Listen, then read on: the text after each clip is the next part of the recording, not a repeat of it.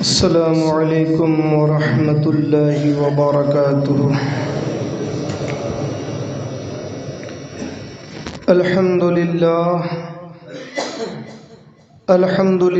نحمده ونصلی ونسلم علی حبیبہ الکریم، اما بعد فاعوذ باللہ من الشیطان الرجیم، بسم اللہ الرحمن الرحیم۔ یا ایہا الذین آمنوا کتب علیکم الصیام کما کتب علی الذین من قبلکم لعلکم تتقون۔ صدق اللہ مولانا العظیم وصدق رسولہ النبی الامین المعین الکریم، ونحن علی ذلک لمن الشاہدین ومن الشاکرین والحمد للہ رب العالمین۔ معزز سامعین کرام، آئیے ہم اور آپ نہایت ہی عقیدت و احترام کے ساتھ حضور صاحب لولاک فخر موجودات رحمت عالم نور مجسم جناب احمد مجتبیٰ محمد مصطفیٰ صلی اللہ علیہ وسلم کی بارگاہ اقدس میں درود و سلام کا نذرانہ پیش کریں۔ پڑھی اللہم صلی علی سیدنا و شفیعنا و نبینا و مولانا و ملیانا محمد معدن الجود والکرم وعلی آلہ و اصحابہ بارک وسلم۔ صلاة و سلام علیک یا رسول اللہ، صلاة و سلام علیک یا حبیب اللہ۔ معزز سامعین کرام، اللہ کا بے پناہ کرم اور اس کا احسان ہے کہ اس نے ہمیں اور آپ کو اپنا مقدس مہینہ ماہ رمضان عطا فرمایا اور اس کی بہاروں سے، اس کی برکتوں سے، اس کی رحمتوں سے فائدہ اٹھانے کی توفیق عطا فرمائی۔ آپ دیکھ رہے ہیں کہ یہ رمضان المبارک جمعے سے شروع ہوا تھا اور یہ پھر دوسرا جمعہ ہے، اور انشاءاللہ یہ ختم بھی جمعے پر ہوگا۔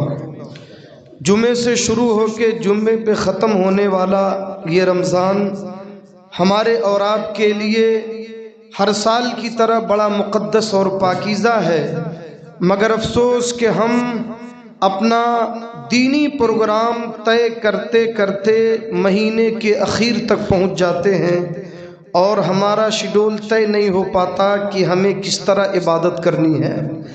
تو میرے عزیزوں، میرے دوستوں، اس لیے میں نے پہلے جمعے کے پہلے خطاب میں آپ کو بتایا تھا کہ اس مہینے میں آپ کو کیسے عبادت کرنی ہے۔ اللہ تبارک و تعالیٰ نے یہ جو موقع ہمیں عطا فرمایا، بلا شبہ اس کی ہر سیکنڈ میں کروڑوں مرتبہ اگر ہم اللہ کا شکر ادا کریں تب بھی کم ہے۔ آپ یقین رکھیں، دنیا میں بہت ساری قومیں ہیں، بہت سارے مذاہب ہیں، ان کے فیسٹیول ہیں، ان کے تہوار ہیں، ان کے اپنے طور طریقے ہیں، مگر اللہ کی عزت کی قسم کسی قوم کے پاس رمضان المبارک کا مقدس مہینہ نہیں ہے۔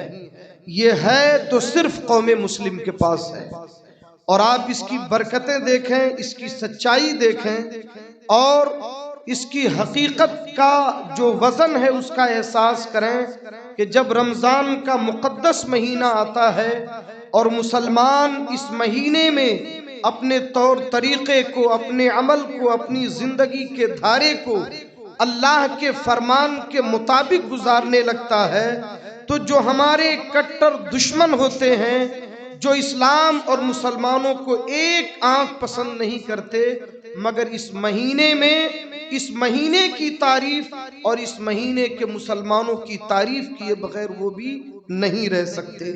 اس سے یہ بات سمجھ میں آتی ہے کہ حقیقت میں عزت اللہ کی فرما برداری میں ہی ہے۔ اگر آدمی واقعی اللہ کی فرما برداری کرے، واقعی شریعت پر عمل کرے، واقعی اسلام کو اپنے سینے سے لگا لے، تو آپ دیکھیں کہ صرف ایک مہینہ نہیں، اس کی پوری زندگی تو رمضان بن جائے۔ تو اگر دنیا ہمیں ایک مہینے میں پسند کر رہی ہے تو یہ اس مہینے کی خصوصیت نہیں، بلکہ اللہ کی اطاعت کی وجہ سے، شریعت کی پابندی کی وجہ سے، گناہوں کو چھوڑنے کی وجہ سے، نیکیوں کو اپنانے کی وجہ سے اللہ کے راستے پہ چلنے کی وجہ سے، غریبوں کا مدد کرنے کی وجہ سے، لوگوں کا سہارا بننے کی وجہ سے، ہمدردی، پیار، محبت، ایثار، قربانی اور صبر جیسی دولت جو رمضان کا مہینہ ہمیں عطا کرتا ہے، یہ ساری چیزیں دنیا کے سامنے اس مہینے میں ایک مسلمان سے نکل کے دنیا کے سامنے آتی ہیں، اور دنیا ان چیزوں کو دیکھ کر احساس کرتی ہے کہ اسلام کتنا پاکیزہ مذہب ہے، انسانیت کا مذہب ہے، غریبوں کا مذہب ہے، لوگوں کے مدد کرنے والا مذہب ہے، اور انسانیت سے ہمدردی اور پیار کرنے والا مذہب ہے۔ تو خدا کی قسم اسی بنیاد پر لوگ اس مہینے کی تعریف کرتے ہیں اور اس مہینے مسلمانوں کی تعریف کرتے ہیں۔ تو آپ ذرا سوچیں، اگر ایک مسلمان کی زندگی ہمیشہ کے لیے اللہ اور اس کے رسول کی فرما برداری والی زندگی ہو جائے، تو حقیقت میں میرے رب نے جو فرمایا وہی سچ ہے کہ عزت صرف اور صرف اللہ اور اس کے رسول کی فرما برداری میں ہے۔ تو میرے عزیزوں، میرے دوستوں، اللہ کا شکر ہے کہ اس نے یہ ہمیں عظیم مہینہ عطا کیا۔ آج دنیا ہمارے 11 مہینہ جو ہمارے خلاف پروپیگنڈے کرتے ہیں، اسلام اور مسلمانوں کے خلاف بولتے ہیں، وہ اس مہینے میں رمضان کی تعریف کیے بغیر نہیں رہ سکتے۔ وہ کبھی ہماری زکوٰۃ کے نظام کی تعریف کرتے ہیں، کبھی صدقات و خیرات کی تعریف کرتے ہیں، کبھی ہمارے روزہ افطاری کی تعریف کرتے ہیں، کبھی ہم جو غریبوں کے ساتھ، بے سہاروں کے ساتھ اپنی رقومات بانٹتے ہیں، ان تک رسد پہنچاتے ہیں اور ان تک جو ہے افطاری اور سحری کا انتظام کرتے ہیں، اس کی تعریف کرتے ہیں، ہمارے صبر کی تعریف کرتے ہیں، ہمارے معاملات کی تعریف کرتے ہیں، اور وہ بھی یہ بات جانتے ہیں کہ رمضان کے مہینے میں مسلمان غلط کام نہیں کرتا، جھوٹ نہیں بولتا، دھوکہ نہیں دیتا، چوری نہیں کرتا۔ یار تم نے ایک مہینہ اپنی یہ پہچان بنائی تو ساری دنیا نے تمہاری تعریف کی ہے۔ اللہ کے نبی نے پوری زندگی تمہیں ایسی عطا فرمائی ہے کہ پوری زندگی مسلمان کی سچائی والی زندگی بن جائے تو بلا شبہ تم ساری دنیا کے لیے امام اور قائد بن سکتے ہو، اور ہر ایک تمہاری عزت کرنے پہ مجبور ہو سکتا ہے۔ میرے عزیزوں، میرے دوستوں، اب آپ ذرا دیکھیں روزے کا مقصد کیا ہے۔ اللہ ارشاد فرماتا ہے، یا ایھا الذین آمنوا کتب علیکم الصیام کما کتب علی الذین من قبلکم لعلکم تتقون۔ اے ایمان والو، اللہ تعالیٰ کی جانب سے تم پر روزے فرض کیے گئے۔ یہ روزے جو تم پر فرض کیے گئے پہلی بار تمہیں پر نہیں آئے، بلکہ تم سے پہلے والوں پر بھی فرض ہوئے۔ اللہ فرماتا ہے کہ جیسا کہ تم سے پہلے والوں پر بھی روزے فرض ہوئے، اب یہ روزے تم سے پہلے والوں پر بھی فرض ہوئے اور تم پر بھی فرض ہوئے، لعلکم تتقون، تاکہ تم متقی اور پرہیزگار بن جاؤ۔ میرے عزیزوں، میرے دوستوں، آپ ذرا غور فرمائیں، حضرت آدم علیہ السلام ہم سب کے باپ ہیں، سارے انسانوں کے باپ ہیں۔ وَعَلَىٰ آلِهِ وَصُحَابِهِ بارک وسلم صلاۃ و سلام علیک یا رسول اللہ۔ اللہ تعالیٰ نے اس کائنات میں سب سے پہلا انسان اور سارے انسانوں کا باپ اور سب سے پہلا بظاہر نبی جنہیں بھیجا حضرت آدم علیہ السلام، اللہ نے ان پر بھی روزے فرض کیے۔ 13 اور 14 15 تاریخ، یہ 3 روزے جسے ہم ایام 20 کے روزے رکھتے ہیں، اور یہ روزے خود ہمارے آقا علیہ السلام بھی رکھتے تھے۔ تو یہ رسول پاک علیہ السلام کی بھی سنت ہے، اور ہم سب کے باپ حضرت آدم علیہ السلام پر تو یہ فرض تھے۔ تو یہ 3 روزے 13 تاریخ، 14 تاریخ اور 15 تاریخ کو نوح ثانی، آدم ثانی حضرت نوح علیہ السلام کو کہا جاتا ہے۔ حضرت آدم علیہ السلام آج جو دنیا میں انسان ہے وہ سب حضرت نوح علیہ السلام کی اولاد میں سے، کیونکہ جو غیر ایمان والے تھے وہ طوفان نوح میں سب کے سب تباہ ہو گئے۔ اس لیے حضرت آدم علیہ السلام کے بعد دنیا کی نئی آبادی شروع ہوئی تو انہیں آدم ثانی کہا جاتا ہے۔ وہ روزانہ پورے سال روزہ رکھتے تھے، پورے سال روزہ رکھتے۔ حضرت داؤد علیہ السلام اللہ کے جلیل القدر پیغمبر جن پر اللہ نے زبور اتاری، وہ ایک دن روزہ رکھتے، دوسرے دن چھوڑ دیتے، یعنی مہینے میں 15 دن روزے رکھتے اور 15 دن روزوں کو ترک کر دیتے تھے۔ حضرت عیسیٰ علیہ السلام ایک دن روزہ رہتے، 2 دن افطاری کرتے، یعنی 2 دن روزہ نہیں رکھتے۔ گویا کہ مہینے میں 30 دن ہیں تو وہ 10 دن روزے سے رکھتے تھے۔ ہمارے اور آپ کے آقا و مولا جناب محمد الرسول اللہ صلی اللہ تعالی علیہ وسلم کا طریقہ تھا، میرے آقا اکثر آپ جمعرات کو جمعہ سمار کا روزہ اور جمعہ کا روزہ اکثر میرے آقا رہتے، اور پھر مہینے میں 3 دن کے روزے رکھتے، پھر کچھ اور مہینوں میں خاص روزے رکھتے، شعبان کے مہینے میں کثرت کے ساتھ روزے رکھتے، ذی الحجہ کے مہینے میں 1 تاریخ سے 9 تاریخ تک، پھر عاشورے کے دن کا روزہ رکھتے۔ غرضے کے روزہ وہ عبادت اللہ نے ہمیں عطا فرمائی، اللہ فرماتا یہ تم سے پہلوں پر بھی فرض ہوا۔ مگر آپ کو میں بتاؤں کہ انبیاء کرام کی شان تو بہت بلند ہے، مگر ان کی امتوں پر جو اللہ نے یہ روزے فرض کیے، انہوں نے اس کا حق ادا نہیں کیا، انہوں نے ان روزوں کا حق ادا نہیں کیا۔ مگر اللہ تبارک و تعالیٰ کا بڑا احسان ہے کہ پروردگار عالم نے اس امت پر رمضان المبارک کے روزے فرض کیے، اور ان روزوں میں ثواب تو رکھا ہی، یہ بھی فرمایا لعلکم تتقون، تاکہ تم متقی اور پرہیزگار بن جاؤ۔ میرے عزیزوں، میرے دوستوں، یہ متقی ہونا کیا ہے، پرہیزگار ہونا کیا ہے؟ روزے کا مقصد، روزہ تو ہم سبھی جانتے ہیں کہ صبح صادق سے لے کر غروب آفتاب تک کھانے پینے اور جماع سے ہم بستری سے اپنے آپ کو روک لینا، اس چیز کا نام روزہ ہے۔ مگر متقی اور پرہیزگار بننے کا مطلب کیا ہے؟ میرے عزیزوں، میرے دوستوں، اس ماہ رمضان میں اللہ تبارک و تعالیٰ نے اتنی خوبیاں عطا فرمائی۔ یہ ایک مہینہ دراصل ہمارے لیے روحانی تربیت کا مہینہ ہے۔ اس میں صرف ہمارے جسم کی تربیت نہیں ہوتی، بلکہ ہمارے روح کی بھی تربیت ہوتی ہے۔ یہ کب ہوگی؟ جبکہ ہم اس کے طریقے پہ کریں۔ اللہ تعالیٰ نے روزوں کو ہم پر فرض کیا اس لیے کہ ہمارا پیٹ خالی رہے۔ جب پیٹ بھرا ہوتا ہے تو انسان کے خواہشات عروج پر ہوتے، طرح طرح کے گناہوں کی طرف۔ مثلا پیٹ بھرا ہوا ہے، اب چلو کہیں گھوم کر کے آئیں، کچھ سنیما دیکھ کے آئیں، کہیں اور فالتو۔ اب پیٹ خالی ہے، بھوک لگا ہوا ہے، تو ایسے میں اسے ان سب چیزوں میں کیا مزہ آئے گا؟ تو خواہشات نفسانی اور شیطانی خواہشات کو مارنے کا ایک بہت بڑا ذریعہ یہ روزہ ہے۔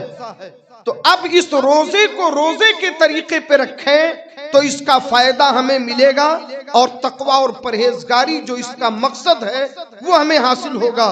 مگر ہم دیکھ یہ رہے ہیں کہ اگر ہم دن بھر روزے میں رہتے ہیں تو ہمارے کچھ لوگ ایسے کہ رات بھر کھانے میں رہتے ہیں۔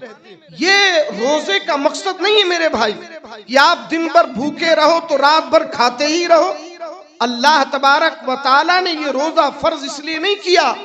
یہ اگر ایسا ہو جائے تو میں سمجھتا ہوں کہ رمضان کے علاوہ دنوں میں ہم جتنا کھاتے اس سے زیادہ ہم رمضان میں کھاتے ہیں، تو کیا فائدہ ہوا؟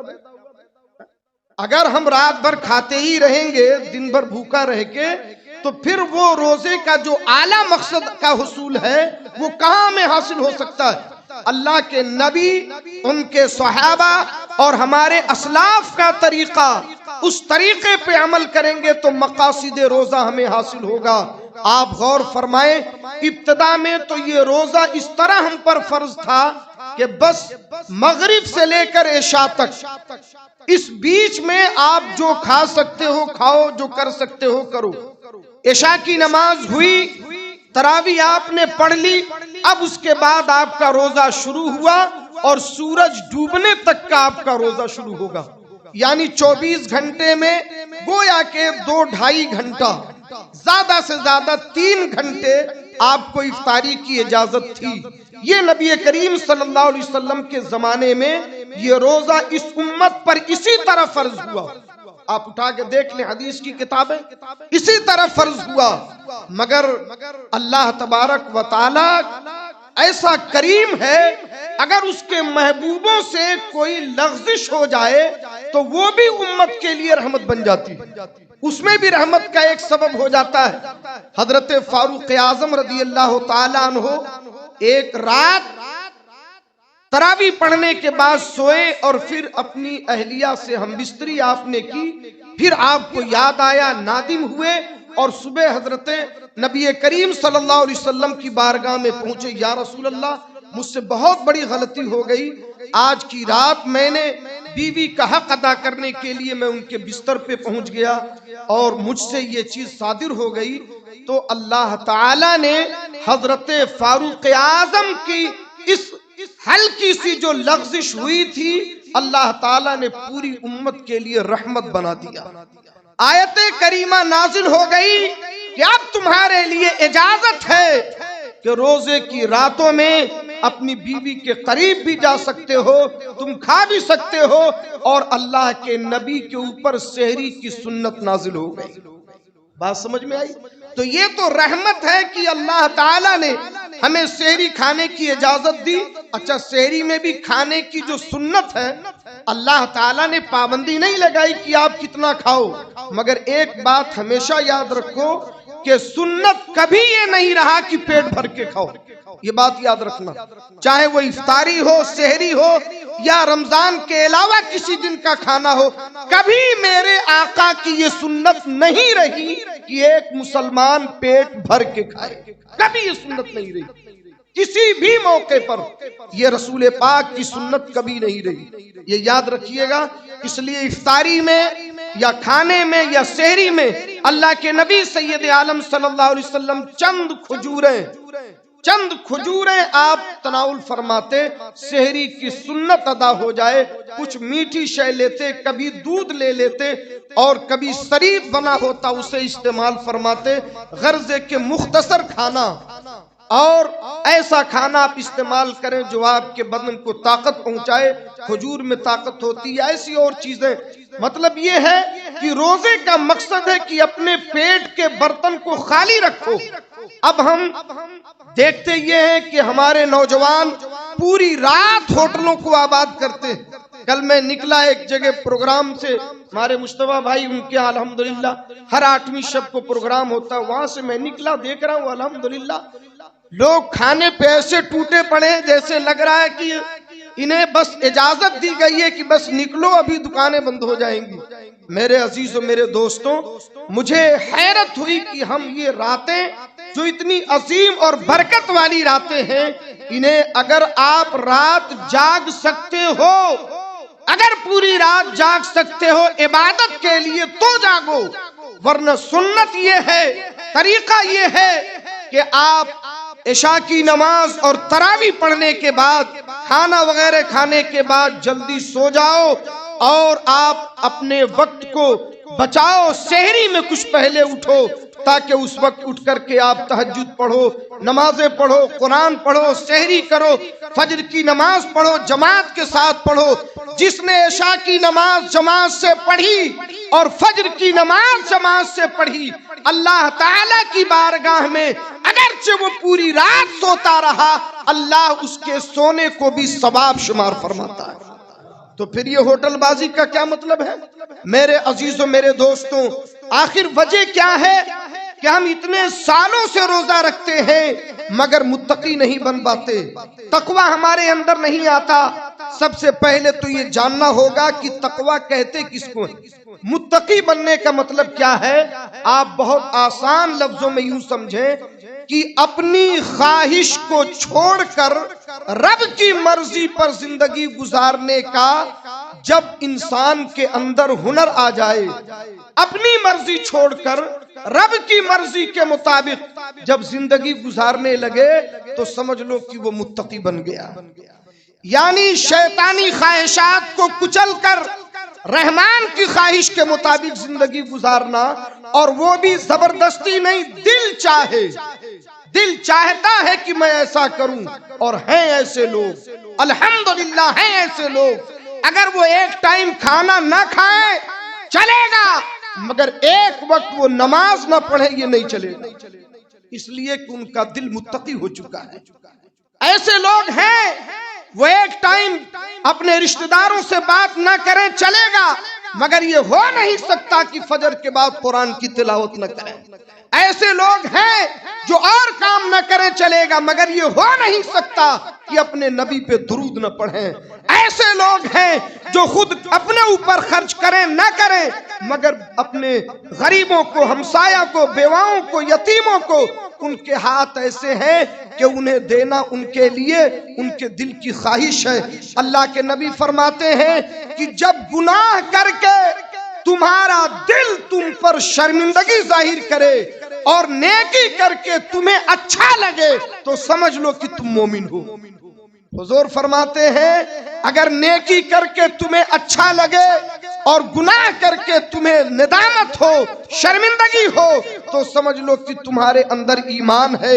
میرے عزیزوں، میرے دوستوں، وجہ یہ ہے ہم سالوں سال سے روزہ رہتے ہیں مگر متقی کیوں نہیں بن پاتے؟ اس لیے کہ تقوی کا جو تعلق ہے یہ زبردستی کسی کام کو کرنے پر نہیں، دکھاوا کے لیے کرنے پہ تقوی نہیں ہے۔ تقوی کا تعلق کہاں سے ہے؟ دل سے۔ سب سے پہلے تقوی کا تعلق دل سے ہے۔ اگر دل متقی ہو گیا تو یہ جو 6 فٹ کا بدن ہے یہ خود بخود متقی ہو جائے گا۔ ہر وہ کام جو آپ رمضان المبارک میں کرتے ہو آپ اپنے دل کی آواز پر خوشی سے کرو، اور یہ کب پیدا ہوگا؟ صرف ایک چیز سے پیدا ہوتا ہے، صرف ایک چیز سے۔ جب آپ یہ سوچو گے کہ ان کے لیے یہ کام کریں متقی نہیں بن پاؤ گے، نام و نمود کے لیے کرنا ہے متقی نہیں بن پاؤ گے، لوگوں کو دکھانے کے لیے کرو گے متقی نہیں بن پاؤ گے، لوگوں میں شہرت پانے کے لیے کرو گے متقی نہیں بن پاؤ گے۔ صرف ایک راستہ ہے، جب رب کی رضا کے لیے، اللہ کو راضی کرنے کے لیے کوئی کام کرو گے تو پھر لوگوں کو دکھانے کا سوال نہیں، رات کی تاریکی میں بھی کرے گا تو خوشی ملے گی اور دن کے اجالے میں بھی کرے گا تو خوشی ملے گی، اس لیے کہ وہ کام پبلک کے لیے نہیں کیا بلکہ اللہ کی رضا کے لیے کیا ہے۔ اللہ راضی ہو گیا تو دل متقی ہو گیا۔ تو دل کا تقوی کہاں سے ہوتا ہے؟ متقی آدمی بنتا ہے اس کا تعلق دل سے ہوتا ہے۔ جو کام کیجئے اللہ کے لیے، اللہ راضی ہو جائے، اللہ خوش ہو جائے، اللہ ہمارے عمل کو قبول فرما لے۔ اور اس کام سے جب آپ نے قرآن پڑھنا شروع کیا، روزہ رکھنا شروع کیا، صدقات شروع کیے، خیرات شروع کیے، اس مہینے میں لوگوں کو مدد کرنا شروع کیا، لوگوں کے ساتھ اچھے برتاؤ شروع کیے، تو اللہ فرماتا ہے یہ اس لیے ہیں یہ روزے لعلکم تتقون۔ ایک مہینے کی یہ پریکٹس، ایک مہینے کی روحانی تربیت کا اثر یہ ہوگا انشاءاللہ آنے والے 11 مہینوں میں بھی تم متقی بن جاؤ گے۔ آنے والے 11 مہینے میں بھی آپ کو تقوی مل جائے گا۔ آپ اس کو بہت آسانی سے یوں سمجھ لیں میرے عزیزوں، میرے دوستوں، یہ جو ہمارا بدن ہے، ہماری باڈی ہے، اللہ تعالیٰ نے ایک کائنات اس کے اندر رکھی ہے۔ ہر انسان ارب پتی ہے۔ آپ کہیں گے حضرت آپ کیسے جانتے ہو؟ ارب پتی آپ ہیں، اللہ نے آپ کو بنایا۔ یار ارب کیا، آپ کھرب پتی بھی ہو۔ اللہ نے ایک ایک چیزیں آپ کو جو عطا فرمائی ہے اس کی کوئی قیمت نہیں ہے۔ کروڑوں کروڑ روپے ان آنکھوں کی قیمت جانتے ہو؟ کسی اندھے سے پوچھو۔ ان ہاتھوں کی قیمت جانتے ہو؟ جس کے بازو نہیں ہے ان سے پوچھو۔ ان پاؤں کی قیمت جانتے ہو؟ جس کے پاس پاؤں نہیں ہے اس سے پوچھو۔ یہ جو دھڑکتا ہوا دل ہے، یہ کڈنی ہے، یہ جگر ہے، ان چیزوں کی قیمت آج آپ ایک ایک پارٹ کو آپ میڈیکل اسٹور میں پتہ کرو تو آپ کروڑ پتی نہیں ارب پتی ہو۔ میرے عزیزو، اتنی بڑی بڑی نعمتیں اللہ تعالیٰ نے آپ کو عطا فرمائی ہے۔ یہ سارا نظام اللہ تعالیٰ نے ایک ملک کی طرح ہمارے اندر رکھا ہے۔ ایک ملک کی طرح آپ اسے سمجھیں۔ وہ کیسے کہ اللہ نے ہماری باڈی میں جو دل رکھا ہے نا، سب سے پہلے زندگی کی شروعات کہاں سے ہوتی ہے؟ دل سے۔ ٹھیک ہے، آپ ڈاکٹر کے پاس جاتے ہو تو وہ بولتا ہارٹ بیٹ صحیح ہے کہ نہیں، سب سے پہلی چیز یہ آتی ہے اس کا ہارٹ۔ زندگی کی شروعات کہاں سے ہوتی ہے؟ دل سے۔ اور زندگی ختم بھی ہوتی ہے کہاں سے؟ دل سے۔ دل کا بریک ہوا، پوری باڈی ختم۔ جہاں دل رکا سب ختم۔ عرض یہ کرنا ہے کہ یہ جو دل ہے ہماری باڈی میں، اللہ تعالیٰ نے اسے بادشاہ بنایا۔ صوفیاء کرام فرماتے یہ ہمارے جسم میں کیا ہے؟ بادشاہ ہے۔ اور یہ جو ہمارا دماغ ہے یہ اس کا وزیر اعظم ہے۔ یہ دماغ کیا ہے؟ اس کا وزیر اعظم ہے۔ آپ دیکھیں کیسے بادشاہوں کا کام کیا ہوتا ہے؟ یہ ہونا چاہیے، یہ کرنا چاہیے، ایسا کر دو، ویسا کر دو۔ وہ خواہش کرتے ہیں، آرڈر دیتے ہیں، آرزو کرتے ہیں، فرمان جاری کرتے ہیں۔ دل ہماری باڈی میں ہمارے لیے کرنا کیا ہے، کیا نہیں کرنا ہے، سب سے پہلے اس کی خواہش کہاں آتی ہے؟ ہمارے دل میں۔ ہمیں پانی پینا ہے تو ہم وہاں پہنچیں گے، کھانا کھانا ہے وہاں پہنچیں گے۔ تو ہر خواہش اچھی ہو یا بری یہ جنم لیتی ہے ہمارے دل میں۔ تو ہماری باڈی میں جو دل ہے یہ بادشاہ، اور یہ دماغ کیا ہے؟ اس کا وزیر اعظم ہے۔ کیونکہ یہ جب خواہش کرتا ہے تو یہ آرڈر دیتا ہے دماغ کو کہ ہمیں فلاں کام کرنا ہے، تو دماغ پلاننگ تیار کرتا ہے۔ اچھا یہ کام کرنا ہے، ٹھیک ہے، تو اس کے لیے بائک سے جانا ہے، کار سے جانا ہے، موٹر سے جانا ہے، اتنا ٹائم لگے گا، ان سے ملنا ہے، یہ ساری پلاننگ دماغ تیار کرتا ہے۔ اور جب دماغ پلاننگ تیار کر لیتا ہے تو اب پاؤں چلنے لگتا ہے، ہاتھ اٹھنے لگتا ہے، زبان بولنے لگتا ہے، یہ ساری باڈی کام میں آ جاتی ہے۔ تو یہ پورا نظام اللہ نے بنایا۔ اس پورے 6 فٹ کی باڈی کو اگر صحیح رکھنا ہے تو کیسے صحیح رکھنا ہے؟ یہ جو چھوٹا سا دل ہے اس کو صحیح کر لو۔ یہ جو دل ہے نا اسے صحیح کر لو۔ اگر یہ صحیح راستے پہ آ گیا، اچھے خواہشات پیدا ہونے لگے، اچھی سوچ ہونے لگی، اچھی آرزو ہونے لگی، تو یہ اچھے آرڈر دماغ کو دے گا۔ اور دماغ کو جب یہ اچھے آرڈر دے گا تو یہ دماغ ہماری باڈی کو اچھے راستے پر لے کے چلے گا، اچھی پلاننگ بنائے گا۔ اس لیے میرے آقا نے ارشاد فرمایا، بخاری شریف کے اندر یہ حدیث موجود ہے، اللہ کے نبی فرماتے ہیں لوگو ان فی جسدک مضغہ، تیرے بدن کے اندر ایک گوشت کا لوتھڑا ہے۔ حضور فرماتے تمہاری باڈی میں ایک گوشت کا لوتھڑا ہے، اگر وہ صحیح ہے صلح الجسد کلہ، تو تمہاری پوری باڈی صحیح ہے۔ حضور فرماتے وَإِذَا فَسَدَتْ، اور اگر وہ گوشت کا جو چھوٹا سا لوتھڑا ہے وہ بگڑ گیا، وہ اگر راستے سے ہٹ گیا، تو حضور فرماتے پوری باڈی راستے سے ہٹ جاتی ہے۔ صحابہ حیرت میں تھے، یا اللہ ہماری باڈی میں وہ کون سی ایک چیز ہے اگر وہ صحیح ہو جائے تو پوری باڈی صحیح ہو جائے؟ اللہ کے نبی نے فرمایا الا وہی القلب، سنا وہ تمہارا دل ہے۔ حضور نے فرمایا وہ کیا ہے؟ وہ تمہارا دل ہے۔ تو میرے عزیزوں، میرے دوستوں، تقوی کا تعلق کہاں سے ہے؟ دل سے ہے۔ اور دل متقی کب ہوتا ہے؟ جب ہر کام صرف اللہ کی رضا کے لیے کرو گے۔ روزہ رکھو گے اللہ کے لیے، نماز پڑھو گے اللہ کے لیے، چندہ دو گے اللہ کے لیے، غریب کی مدد کرو گے اللہ کے لیے، افطاری کراؤ گے اللہ کے لیے، اس لیے کہ اللہ باقی ہے، اس کی شان باقی ہے، اس کا کرم باقی ہے، اس کے لیے کبھی فنا نہیں۔ تو جو تقوی تمہارے دل میں آئے گا وہ بھی تمہاری پوری زندگی تمہارے ساتھ رہے گا۔ جب تم کسی اور چیز سے دل لگاتے ہو وہ فنا ہو جاتی ہے، تمہاری محبت بھی ختم ہوتی ہے، مگر اللہ باقی ہے، اور جو اللہ سے محبت کرتا ہے اس کی محبت اس کے دل میں باقی رہتی ہے۔ بات سمجھ میں آئی؟ اس لیے اللہ نے یہ جو فرمایا، اے لوگوں تم پر یہ روزے فرض کیے گئے جیسا کہ تم سے پہلے والوں پہ فرض کیے گئے، لعلکم تتقون، تاکہ تم متقی بن جاؤ، تاکہ تم پرہیزگار بن جاؤ۔ دکھاوا اور نام و نمود اور یہ ساری چیزیں یہ تو ہوتی رہتی ہیں، لوگ کرتے رہتے ہیں دین کے معاملے میں۔ دین کے معاملے میں کسے دکھانا؟ اگر دین کے معاملے میں کسی کو دکھانا ہے تو بس رب کو دکھاؤ، اور رب کو دکھانے کی ضرورت نہیں ہوتی۔ تم رات کی تاریکی میں بھی کچھ کرو گے تو رب دیکھتا ہے، دن کے اجالے میں بھی کچھ کرو گے تو رب دیکھتا ہے۔ متقی بننے کا سب سے بہتر طریقہ یہ ہے شریعت پر قائم ہو جاؤ اور ہر کام اللہ کی رضا کے لیے کرو، انشاءاللہ تمہارا دل متقی ہو جائے گا۔ اور جب دل متقی ہو گیا تو ہمارا دماغ بھی متقی ہو جائے گا، یہ غلط سوچ سے بچے گا، گناہوں کی پلاننگ سے بچے گا، خرافات سے بچے گا، ناجائز کام کی پلاننگ سے بچے گا۔ اب اس دماغ کو جو دل سے آرڈر آئے گا، نبی کی سنتوں کا آرڈر آئے گا، پرہیزگاری کا آرڈر آئے گا، ثواب اور نیکیوں کا آرڈر آئے گا۔